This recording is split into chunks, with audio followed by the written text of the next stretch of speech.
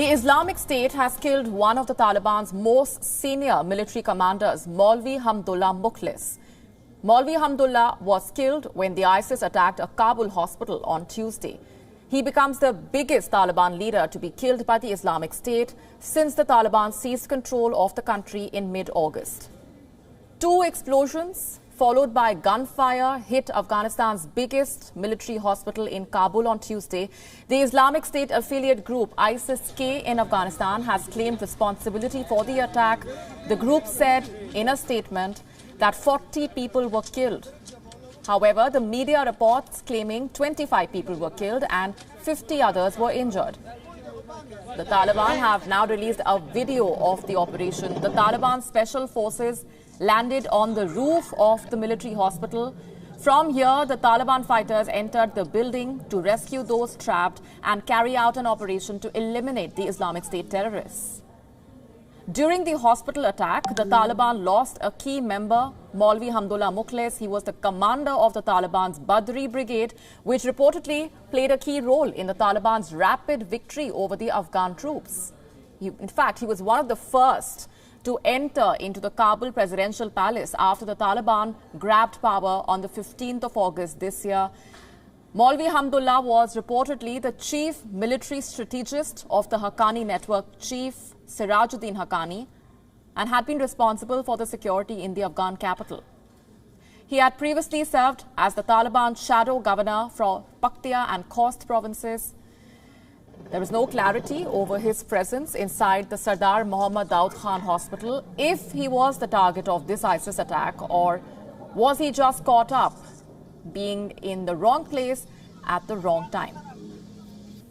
Meanwhile, the Taliban had released a picture of 2 alleged Islamic State members. The 2 men were arrested by the Taliban from Kabul. It remains unclear if these men were involved in the hospital attack.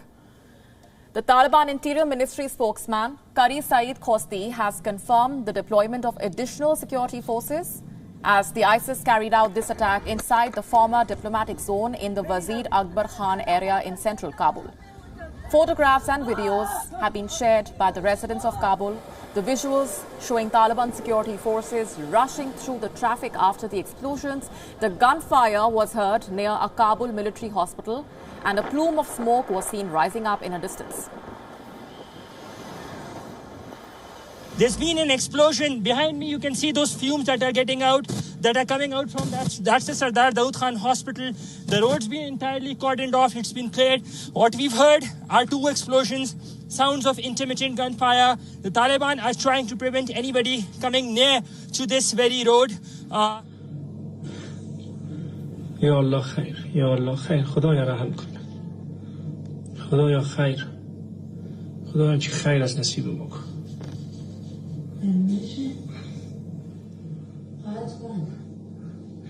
Let's go straight across now to our correspondent Anas Mallick, who's with us on the broadcast.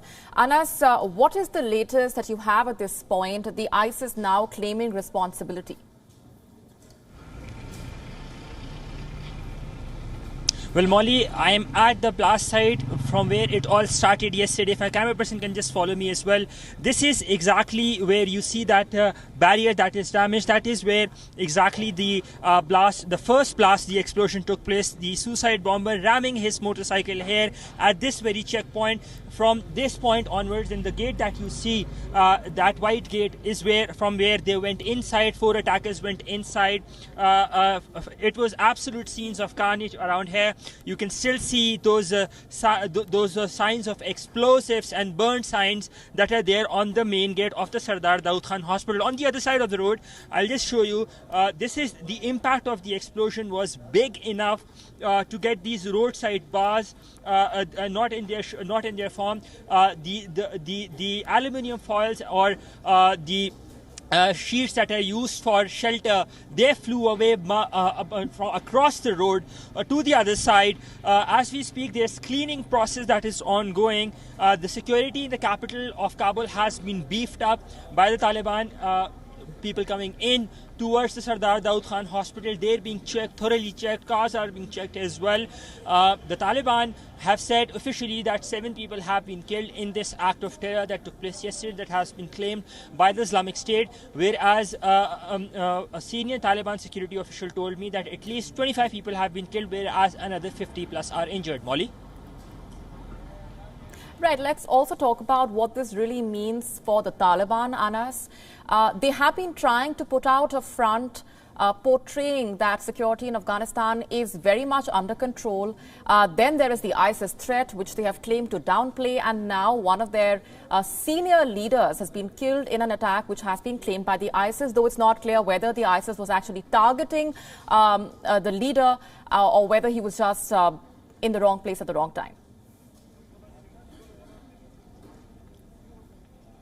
Well, the Taliban here said that Maulvi Hamdullah Mukhlis was one of the first responders and he was not the apparent target of the attack. So when the first explosion took place here behind me at this very gate, then the Taliban reinforcements were rushed in. He was also the head of the Badri Brigade, the Taliban special or elite unit, and he came in with them. He went in through that door.